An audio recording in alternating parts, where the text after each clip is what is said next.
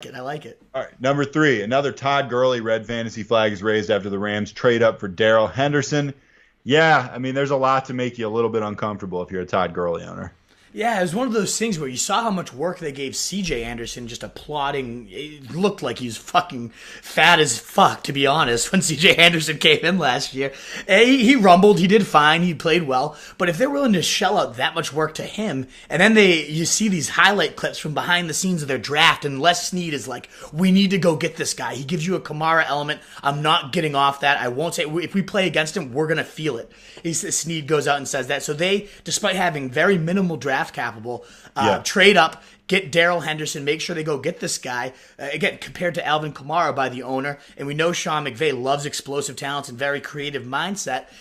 Les Snead, even before the draft at the Combine, was saying about Gurley, are we going to give him that same amount of load? Or are we going to lessen it to keep him fresher for the season, for seasons beyond that? And we go that route, we kind of have to have that Batman-Robin combination. You know, you almost hope for a C.J. Anderson as the Robin. You get an explosive guy like Henderson, who's 8.2 yards per carry, is a Division I record, the best since 1956. Incredibly explosive, great long speed, tough runner as well, just always churning. And even he himself comes out, Henderson, and says, this is the perfect fit. If you watch my college film and you watch the Rams film, it's the same style of offense. This is the best system I could have gone to. Everything worked out great. Everything's clicking with this relationship. I knew it was going to be a perfect fit, and I'm happy to be there.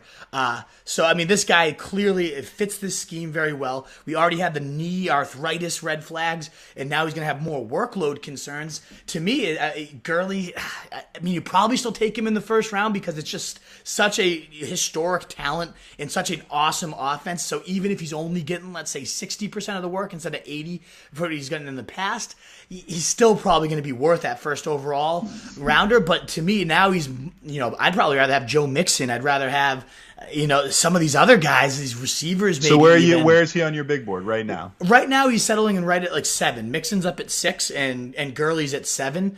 But these comments about how much they love Henderson and what this guy could do. I mean, Henderson's probably the best value right now in early best ball drafts. He's fallen beyond round pick 150. I think he's going to have some standalone value, plus the handcuff value. If he ends up taking over for Gurley, he'd threaten for number 1 overall fantasy players. Would you rather have Gurley or David Johnson?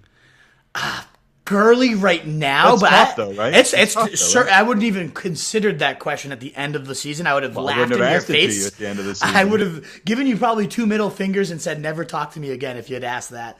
And now it's a very, very legitimate question, and you could certainly make a case. Johnson's definitely all the stocks safe. Going up with Johnson right now. All the stocks going down with exactly, Gurley. And that's what I'm a little bit wary of. Is like, the Gurley hate's going to boil over so much that he becomes a pretty solid value, because there's those guys that just have everything piled on, and it's all piled on to Gurley. It's just a matter of, is it worth being piled on? Because if it is, then this is going to be a pretty rough season for anyone that invests in Gurley early.